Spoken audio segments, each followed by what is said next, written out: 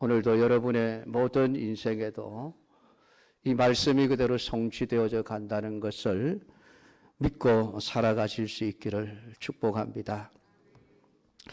여러분의 인생을 원하는 대로 살아오셨습니까? 아마 그렇지 않을 겁니다. 원치 않는 삶을 살아오셨던 때가 더 많았을 겁니다.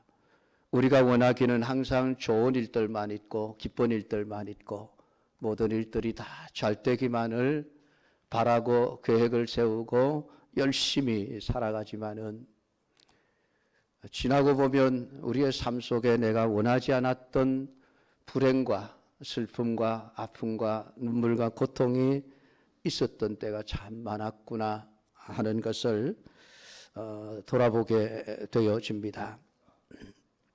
그런데 그 모든 인생의 순간들을 지나오면서 지금 현재 여러분의 인생에 대해서 어떤 생각을 하고 계십니까? 나는 참 불행한 인간이다. 나는 참 고통스러운 인간이다. 나는 재수 없는 인간이다. 혹시 그런 생각을 하고 계신 것은 아닙니까? 오늘 여러분들이 말씀을 통해서 내가 결코 재수 없는 인간이 아니구나. 난 정말 복 있는 인생이구나. 그것을 깨닫게 되기를 축복합니다. 여러분, 우리의 인생이 내가 원하는 대로 되어지지 않는 이유가 무엇일까요? 그것은 내 인생을 움직여 가시는 분이 내가 아니라 다른 분이기 때문에 그렇습니다. 그분이 성경은 하나님이시라고 우리에게 말씀을 합니다. 하나님이 내 인생의 키를 잡고 내가 원하는 방향이 아니라 하나님이 원하시는 방향으로 내 인생을 인도해 가시고 계십니다. 그래서 때로는 이건 내가 가고자 하는 방향이 아닌데, 이건 내가 원했던 삶이 아닌데 하는 일들이 발생하게 되어지는 것입니다. 그럴 때 우리는 불안하죠. 왜냐하면 내가 생각하지 않았던 길을 가게 되면 이 길에 어떤 일들이 일어날지 불안하기 때문에, 모르니까 불안감을 느끼는 겁니다. 이 길이 좋은 일일지 나쁜 일일지 우리는 알지 못합니다. 그냥 눈을 감고 길을 걸어가듯이 그냥 하나님이 이끌어 가시는 그 길을 내가 알지 못한 채 걸어갈 수밖에 없는 상황. 믿음이 없으면 결국은 불안해할 수밖에 없고 원망과 불평을 쏟아놓게 되어지는 것입니다. 어느 한 섬에서 있었던 이야기입니다. 마을 사람들이 배를 타고 고기를 잡으러 나갔습니다. 밤새도록 가족들이 잠을 자지 않고 기다려도 나갔던 배가 돌아오지를 않습니다. 바람은 점점 거세지고 파도는 높아지는데 와야 할 시간이 벌써 훨씬 지났음에도 돌아오지 않는 배들 때문에 불안과 공포와 걱정 속에 발을 동동 구르며 바다를 쳐다보면서 우리 남편 언제 돌아오나, 우리 아버지 언제 돌아오나, 우리 자식 언제 돌아오나 걱정하며 발을 동동 구르고 배를 기다리고 있었습니다. 근데 설상가상으로 그만 어느 집 아이가 실수로 촛불을 넘어뜨려 그만 집에 불이 나버렸습니다. 집에 불이 나 활활 타오르니 고기 잡으러 나간 그런 가족 생각보다는 우선 불을 꺼야 한다는 생각에 모든 동네 사람들이 양동이를 들고 물을 퍼고 그래서 불을 끄기 시작을 했습니다. 안타깝게도 집 한 채가 몽땅 타버려 재가 되고 말았습니다. 그날 그들은 모든 것을 다 잃어버린 절망감을 느꼈습니다. 고기 잡으러 나갔던 남편은 돌아오지 않지요. 아버지도 돌아오지 않지, 자식 돌아오지 않지. 마을에 불이 나서 집은 홀랑 타버렸지. 왜 우리에게 이런 재난이 오는가? 왜 우리 이렇게 불행한 일들이 겹치는가? 그런데 그렇게 밤을 지새우고 아침이 밝았습니다. 그런데 그렇게 고대했던 고깃배가 돌아오고 있는 것이었습니다.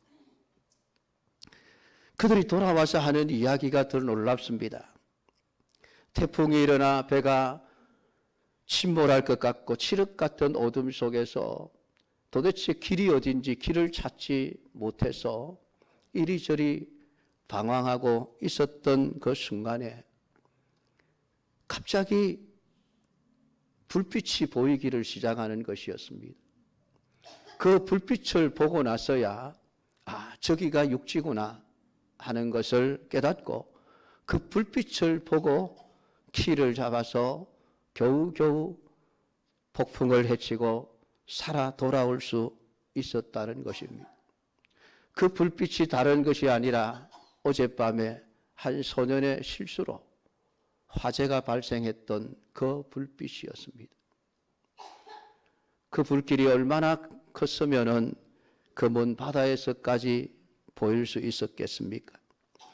불이 날 때에는 그게 재수가 없고 불행한 일이라고 여겼는데 알고 보니 그 불 때문에 사랑하는 남편, 사랑하는 아버지, 사랑하는 아들이 바다에 침몰하지 않고 살아 돌아올 수 있었던 것입니다. 사랑하는 성도 여러분, 이 이야기를 들으면서 우리가 할 수 있는 말은 하나입니다. 모든 것이 합력하여 선을 이루는구나. 오늘 이 말씀은 사도 바울의 신앙 고백이기도 합니다. 내가 살아오면서 내가 이런 하나님을 내가 경험했다. 내가 아는 하나님은 이런 하나님이다. 우리에게 그 하나님을 소개해 주고 있는 것입니다. 모든 것이 합력하여 선을 이루는 하나님이심을 우리가 알고 있습니다. 라는 말을 하고 있습니다. 단순히 지식으로만 안 하나님이 아닙니다. 자신의 삶의 걸음 속에서 경험해 왔던 모든 일들, 바울의 삶이 언제나 좋은 일들만 있었던 것은 아닙니다. 그의 삶 속에 얼마나 많이 아팠고 얼마나 많이 힘들었고 얼마나 고통스러웠습니까? 40에 하나 감한 매를 4번이나 맞았습니다. 사람들에게 돌멩이에 맞아 죽을 뻔한 적이 셀 수 없이 많습니다. 복음을 전하기 위해서 배를 타고 가다가 파선할 뻔했던 적도 수없이 있습니다. 이 동네 가서 복음을 전하다가 사람들에게 물매를 맡겨 쫓겨난 적도 셀 수 없이 많습니다. 복음을 전하다가 감옥에 갇혀 매를 맞았던 적도 있습니다. 때로는 먹을 것이 없어서 굶주려야 했고 때로는 질병으로 인하여 고통을 겪어야만 했습니다. 사도 바울이 선교사로서 사명을 감당할 때에 그의 모든 삶이 언제나 좋은 일들만 있었을 것이라고는 생각하지 마십시오. 누구보다도 많은 아픔과 눈물과 고통의 걸음들을 걸어왔습니다. 그 고통을 겪을 그 당시에는 하나님 왜 내 삶을 이렇게 힘들게 하십니까? 내가 복음을 전하기 위해서 이렇게 헌신하고 수고하고 주님을 위해서 일하는데 왜 하나님 내 앞에 레드카펫을 깔아주시지는 못할 망정 왜 내 이 복음 선교 사역의 길을 이렇게 힘들게 하십니까? 때로는 원망도 하고 때로는 불평도 해보았습니다. 그런데 뒤에 가서 알고 봤더니 돌아서서 지나온 모든 삶의 걸음걸음 속에 있었던 아픔과 눈물과 고통들을 하나하나 살펴보았더니 모든 것이 합력하여 선을 이루셨구나. 그 고백이 나오는 것입니다.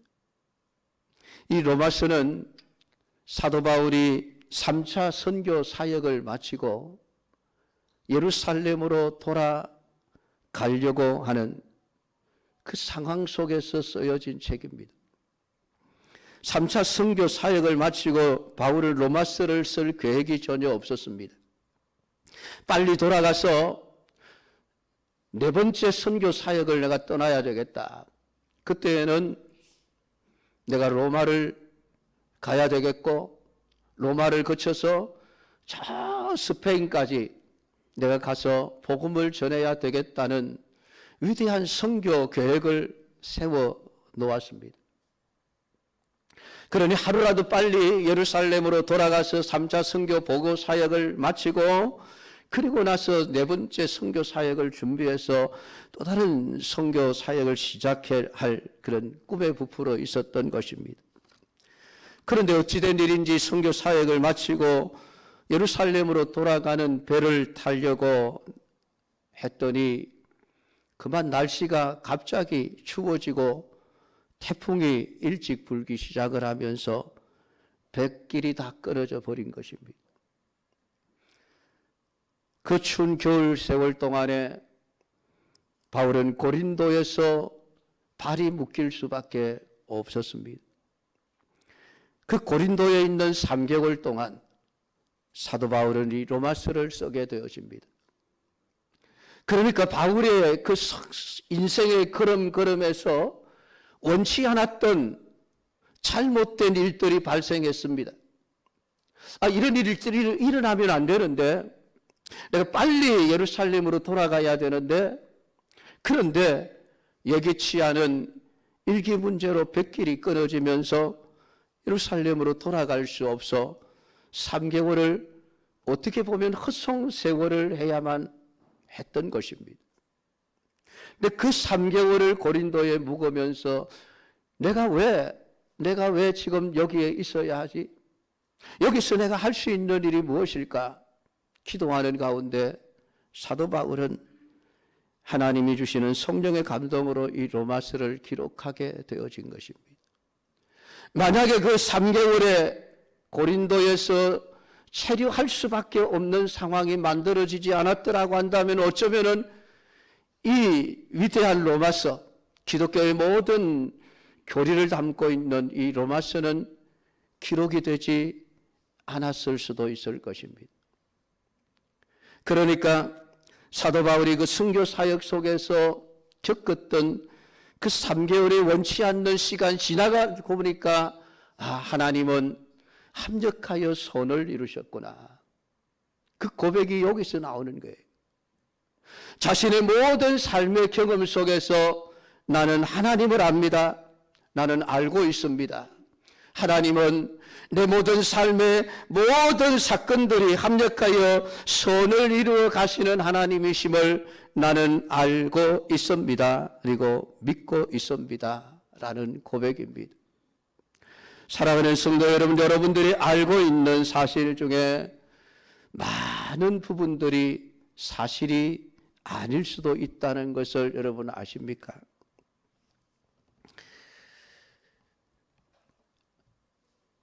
우리가 학교에서 과학 시간에 진화론을 배웁니다.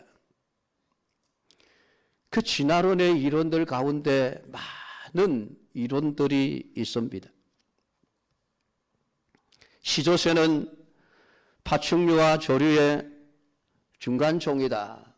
중간 단계의 화석이다. 어릴 때 그렇게 배워왔습니다. 그게 사실인 줄 알고 있었습니다. 그런데 지금 교과서는 그것을 뜯어 고쳤습니다. 왜 그렇습니까? 잘못된 지식이었기 때문입니다. 틀렸기 때문에. 그러니까 내가 학교에서 배워서 수십 년 동안 사실로 알고 있었던 사실이 아니었던 것입니다. 이런 내용들이 여러분 우리의 지식 속에는 참 많습니다. 특히 요즘 인터넷이 발달하고 SNS가 발달하면서 정보가 얼마나 빨리 전달이 되어집니까? 지구촌 반대편에서 일어났던 사실들을 실시간으로 우리가 보고 듣고 알 수 있는 그런 시대입니다. 근데 덧붙여서 거짓 정보들이 얼마나 빨리 퍼지는지 확인할 시간도 없습니다. 우리가 인터넷을 통해서 습득하는 많은 지식들 중에 얼마나 많은 거짓 정보들이 내 머릿속에 들어와 있는지 우리는 알지 못한 채 살아가고 있습니다. 우리가 사실로 믿고 있는 많은 일들이 사실이 아닐 수도 있다는 이야기입니다.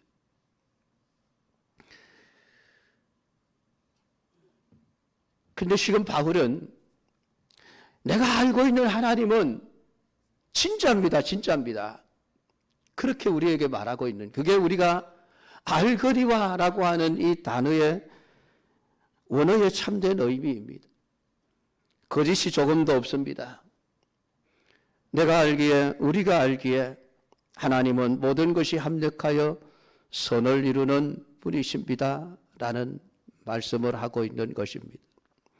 이 모든 것이 합력하여 선을 이룬다는 것은 세상이 존재하게 된 모든 그 기원, 우주가 하나의 그 점에서 큰 빅뱅을 일으키고 그것에서 생명이 튀어나오고 그 하나의 단세포가 다세포로 진화를 하고 거기에서 식물이 나오고 동물이 나오고 물고기가 나오고 물고기가 땅 위에 올라와 파충류가 되고 파충류가 점점 살다가 보니까 날개가 나와서 새가 되었다고 믿는 이러한 세상에서 얻을 수 있는 지식은 아닙니다.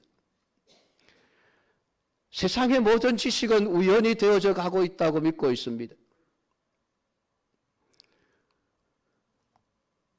세상의 지식이나 경험은 우리에게 모든 것이 합력하여 선을 이룬다는 사실을 가르쳐 주지 않습니다.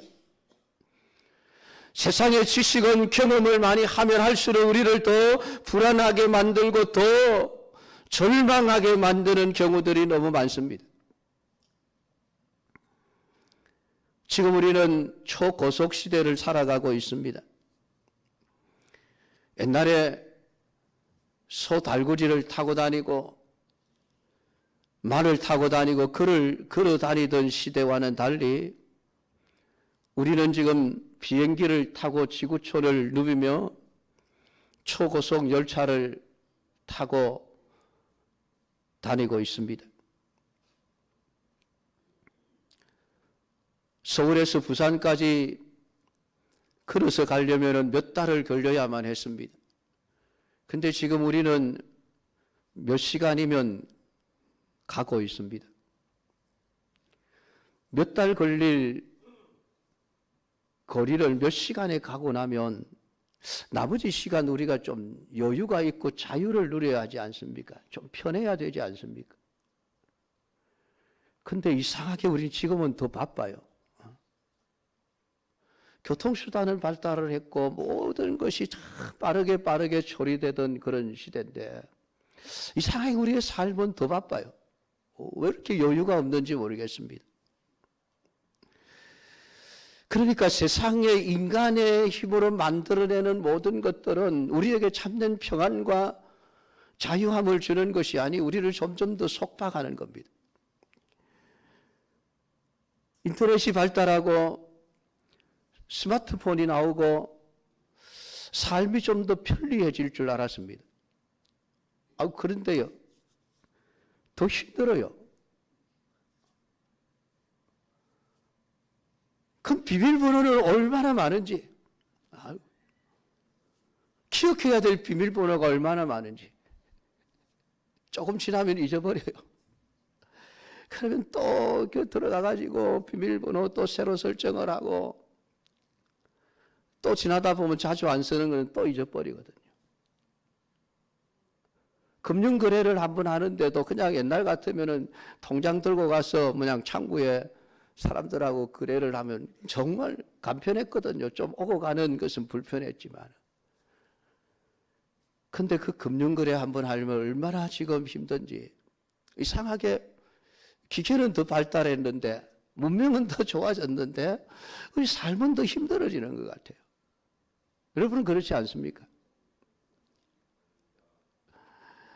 그러니까 우리 사람들이 만들어내는 이 모든 것들이 완전한 게 없구나. 그걸 요즘은 절실하게 느끼게 되어집니다. 어떻게 편하게 해준다고 만들어내는 것들이 더 불편하게 하고 더 힘들게 하고 우리의 더 여유를 없게 만들어버리는 것이죠. 그러니까 인간 안에는 어떤 것으로도 완전함을 만들어낼 수 있는 능력이 없다는 것을 증명해 주고 있습니다. 그러니까 오늘 바울은 모든 것이 합력하여 선을 이루시는 하나님을 우리에게 소개해 주고 있습니다. 그것은 하나님께서 한 사람의 인생 속에 개입하셔서 그의 걸음을 한 걸음 한 걸음 인도해 가시는 그 과정과 결과 속에서 나타난 것이었습니다. 오늘 내가 사는 것이 아니게 하심이었습니다. 오늘 이스라엘을 택하시어 하나님의 뜻을 이루어 가셨고 한 사람 아브라함을 선택하여 그의 걸음을 이끄신 하나님이 믿음의 조상을 삼아 하나님의 뜻을 이루어 가셨습니다. 노아, 이삭, 야곱, 요셉, 모세, 베드로, 바울 그들의 모든 인생에 하나님이 개입하셔서 최고의 선인 하나님의 뜻을 이루어 가심이니 과연 우리가 알거니와 하나님이 우리의 인생에 개입하셔서 행하시는 그 결과는 언제나 선하다라고 하는 것이죠. 사람이 만들어내는 결과는 더 힘들게 하고 더 불편하게 하고 더 우리로 하여금 바쁘게 만들어 가는데 하나님이 행하시는 모든 그 일의 결과는 언제나 선하다. 오늘 이것이 성경이 우리에게 가르쳐주는 하나님입니다. 오늘 성경 속에서 기록되어져 있는 모든 인물들의 역사, 그들의 인생을 하나하나 살펴보면 그들의 인생의 마디마디마다 역사하셨던 하나님을 만날 수 있습니다. 그리고 내릴 수 있는 결론은 언제나 하나님 합력하여 선을 이루셨구나라고 하는 것이죠. 우리가 요셉의 경우를 잘 알고 있습니다. 아버지의 사랑을 독차지하고 채색 옷을 입고 생활했던 요셉입니다. 힘든 일 하지 않고 고이고이 화초처럼 그렇게 양육을 받았던 아들입니다. 17살 되던 해에 하나님이 주신 꿈을 꾸었습니다. 하나님이 요셉의 인생에 개입하신 것입니다. 하나님이 요셉의 인생에 개입을 하셨으면 요셉의 인생이 그냥 탄탄대로 그냥 시온의 대로가 열리들 그냥 인생의 고속도로가 닦일 줄 알았는데 어느 날 갑자기 형들의 미움을 받아 노예 상인에게 팔려서 보디발의 집에 노예의 삶을 살아야 했습니다. 더구나 그 주인의 부인을 급탈하려고 했다는 억울한 누명을 쓰고 감옥에 갇혀버렸습니다. 그 요셉의 인생을 보는 사람들이 여러분 뭐라고 했겠습니까? 성경에 기록은 되어 있지 않습니다만은 상상을 해보면은 아이고 저 재수 없는 인간 치질이도 복도 없지. 아마 그렇게 다 얘기를 하지 않았을까요? 그런데 하나님은 그 요셉의 삶을 형통하였더라라고 표현을 해놓고 있습니다.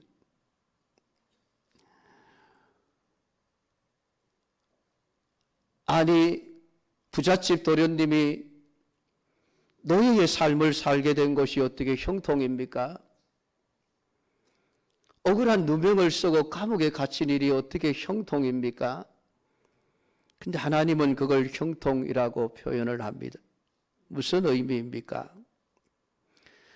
결국 요셉이 걸어가는 그 삶의 그 순간순간들에 일어났던 사건들은 요셉의 전체 인생의 길에서 보면 한순간에 불과했던 것입니다.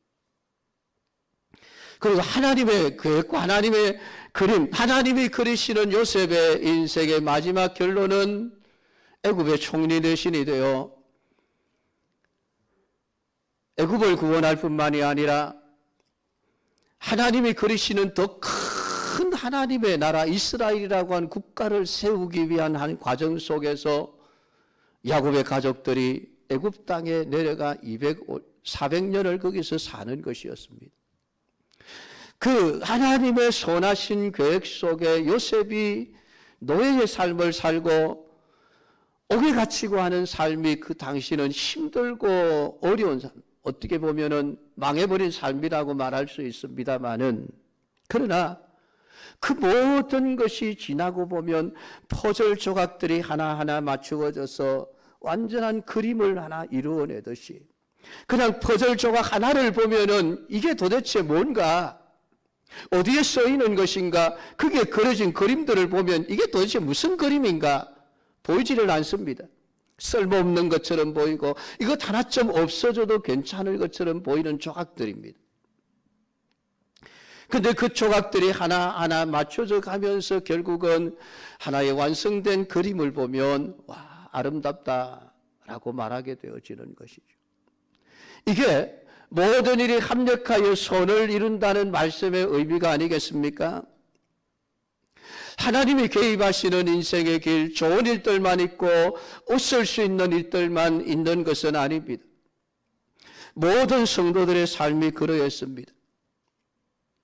아픔이 있고 고통이 있고 울어야 할 일들이 있습니다. 때로는 실패하고 넘어진 순간들도 있습니다. 그런데 그런 과정들을 거쳐서 결국은 하나님이 이루시는 위대한 선한 사역을 완성해 가는 것이죠. 그러니까 오늘 우리의 모든 인생의 순간순간들은 한순간에 불과한 것이고 퍼즐 한 조각에 불과한 것입니다. 그것을 가지고 우리의 인생 전체를 이야기하면 안 된다는 거예요. 사람들은 자꾸만 부분에 매여버립니다. 지금 일어난 이 하나의 사건에 그냥 거기에 몰입되어져 버립니다. 그게 내 인생의 전부인 것처럼 생각을 합니다. 그래서 나는 시험에 떨어지면 내 인생은 끝장나서 나는 실패자야. 절망하고 포기하고 인생을 던져버리죠. 그러나 살아가다가 시험 한 번 떨어진 것 그냥 한순간에 퍼즐 조각일 뿐입니다. 그것이 장차 어떤 그림을 그려갈지는 우리는 모르는 거예요. 근데 하나님은 모든 것이 합력하여 선을 이루어 가도록 하나님이 그림을 그려가고 계시는 것입니다. 여러분, 오늘 합력하여 선을 이루시는 이 하나님을 우리가 믿고 살아가야만 합니다. 그렇게 믿는다면 우리의 삶이 달라질 겁니다. 왜냐하면 오늘의 내가 겪고 있는 아픔과 눈물과 인생의 문제 앞에서 절망하거나 허우적대거나 그냥 삶을 포기하는 일들이 없을 것이기 때문입니다. 하나님, 내가 왜 병들어야 합니까? 왜 내가 가난하게 살아야 합니까? 내가 왜 고난을 당해야 합니까? 왜 내가 실패해야만 합니까? 왜 나는 시험에 떨어져야 하고 왜 나는 직장 취직 면접에서 자꾸만 미역국을 먹게 되어집니까? 물을 필요가 없어지는 거예요. 그냥 아멘 하면 되는 것입니다. 오늘 이 사건이 선을 이루어 가시는 하나님의 그 섭리의 과정 속의 한 부분이라고 하는 것을 우리가 이해를 하게 되어지면 어떤 상황에서도 우리는 아멘할 수 있고 감사할 수 있는 것입니다. 하나님이 가장 아름다운 선으로 만들어 가실 것을 믿고 모든 것을 소화해낼 수 있는 그 믿음을 가진 자들로서 살아갈 수 있기를 주님의 이름으로 축복합니다. 마지막 결론이 선으로 끝난다면 지금 겪고 있는 서디슨 실패와 좌절과 눈물과 고통이 결코 실패가 아니라고 성경은 말을 하고 있는 것입니다. 선으로 가는 과정인 것입니다. 바울과 실라가 복음을 전하다가 빌립보 감옥에 갇혔습니다. 많은 매를 맞았습니다. 몸은 아픕니다. 상처가 터져 피가 납니다. 발은 착고에 매여 움직이기 불편합니다. 고통스러운 순간이 찾아왔습니다. 하나님 왜요? 내가 열심히 선교 사역을 하고 있는데 왜 나를 이렇게 힘들게 하십니까? 바울은 그러지를 않습니다.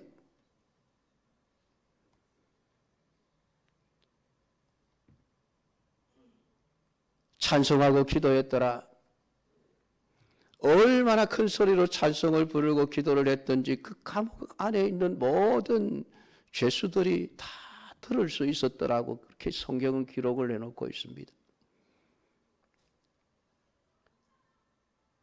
놀랍게도 그 과정을 통해서 결국은 그 감옥을 지키는 간수장의 가정이 구원을 받는 역사가 일어나지 않습니까? 합력하여 선을 이루신 것입니다. 사도 바울이 복음을 전하다가 감옥에 갇힌 것은 실패가 아니었던 것입니다. 사람들이 보기에는 실패죠. 사람들이 보기에는 정말 저렇게 하나님을 믿고 살아야 되나 말할 정도였을 것입니다. 그럼에도 불구하고 하나님은 바울과 실라를 사용하셔서 더 큰 그림을 그려 가셨던 것이죠. 이것이 합력하여 선을 이루어 가시는 하나님의 섭리인 것입니다. 그렇게 오늘 우리가 하나님 안에서 살아가는 한 우리 성도들은 어떤 상황에서도 여유를 가질 수 있습니다. 시편 37편 7절은 여호와 앞에 잠잠하고 참아 기다리라. 자기 길이 형통하며 악한 꾀를 이루는 자를 인하여 불평하지 말지어다 라는 말씀을 하고 있습니다. 눈에 보이는 현실이 악을 행하는 자들이 형통하고 그 악한 자들의 꾀가 이루어지는 것을 보면서 바르게 살려고 의롭게 살려고 정직하게 살려고 하는 자들이 힘든 삶을 살아가는 것을 보면서 불평이 튀어나오려고 하는데 하나님은 불평하지 말아라 그렇게 말씀을 합니다. 여호와 앞에 잠잠하고 참아 기다리라. 참아 기다리라. 지금 현실에 눈에 보이는 게 전부가 아니라는 것이죠. 하나님을 믿고 참아 기다리면은 모든 것이 제자리를 찾아갈 때가 온다. 그러니 지금 눈앞에 보이는 것만 보고 불평하지 말아라. 성경은 우리에게 그렇게 말씀을 합니다. 오늘 합력하여 선을 이루시는 하나님이시기 때문에 하나님의 결국을 믿고 살아가는 믿음의 삶을 살라고 우리에게 요구를 하고 있는 것입니다. 사랑하는 우리 연관교회 모든 믿음의 가족 여러분, 오늘 하나님이 모든 것을 합력하여 선을 이루어 가시는 분이심을 나는 압니다라고 고백할 수 있게 되기를 주님의 이름으로 축복합니다. 아는 것으로 끝나지 않고 여러분이 믿고 살아갈 수 있기를 축복합니다. 그러면 누구에게 하나님이 선을 이루게 하시는 것입니까? 아무에게나 합력하여 선을 이루시는 것이 아닙니다. 오늘 성경은 말씀합니다. 하나님을 사랑하는 자, 곧 그의 뜻대로 부르심을 입은 자들에게는 이라고 단서를 달고 있습니다. 하나님이 합력하여 선을 이루어 가시는 사람들은 다른 사람들이 아니라 하나님을 사랑하는 자들에게입니다. 그들의 인생에 하나님이 개입하셔서 선을 이루어 가시는 것입니다. 하나님을 사랑하는 자들이 누구입니까? 그의 뜻대로 부르심을 입은 자들이라고 말하고 있습니다. 그 뜻대로 부르심을 입은 자들은 하나님을 사랑하지 않을 수가 없습니다. 왜냐하면 하나님이 나를 불러주심이, 나를 구원하사 하나님의 자녀가 되게 하심이 내 실력과 내 재주와 내 능력과 내 자격으로 된 것이 아니라 오직 하나님의 은혜로 된 것임을 알기 때문에 하나님이 나를 사랑하셔서 나를 불러주셨구나. 나를 하나님의 자녀가 되게 하셨구나. 그 은혜를 알기에 전심으로 하나님을 사랑할 수밖에 없는 자가 되어지는 것입니다. 하나님의 부르심을 입을 수 없는 자가 하나님의 부르심을 입은 것은 오직 하나님의 뜻대로입니다. 그러므로 하나님의 은혜가, 하나님의 사랑이 너무 크다는 것을 알기에 하나님을 사랑할 수밖에 없는 것이죠. 부르심을 받지 못한 자들은 어떤 자들입니까? 여전히 사단의 종노릇을 하며 사단의 명령과 뜻을 따라 살다가 장차 사단이 갈 수밖에 없는 영원한 지옥에 함께 들어갈 수밖에 없는 자들입니다. 그들이 다른 사람이 아니라 우리 모두였습니다. 우리 모두는 죄인으로 이 땅에 태어났습니다. 하나님의 구원을 받지 못했으면 우리는 다 마귀와 더불어 영원한 지옥에 들어갈 수밖에 없는 자들이었습니다. 그런데 어느 날 하나님이 나를 불러주셨습니다. 너 예수 믿어야 돼. 너를 위해 내가 십자가에 피 흘려 죽었다. 너 그거 믿어야 돼. 믿게 해주마. 하나님이 우리에게 믿음을 주셔서 예수님을 믿고 죄사함을 받아 하나님의 자녀가 되었습니다. 그러니 여러분, 우리가 하나님을 어찌 사랑하지 않을 수 있겠습니까? 그 뜻대로 부르심을 입은 자들은 하나님을 사랑할 수밖에 없으니, 여러분, 물이 높은 곳에서 낮은 곳으로 흘러가지 않습니까? 저 팔공산 위에 높은 꼭대기에서 나오는 물이라 할지라도 시간이 흐르면 저 바닷가에 가 있게 되어 있습니다. 왜 그렇습니까? 그게 물의 운명이죠. 모든 물이 낮은 것으로 영원한 지옥을 향해서 그냥 흘러내려가고 있을 때에 하나님께서 옆에다가 또랑을 하나 터주셨습니다.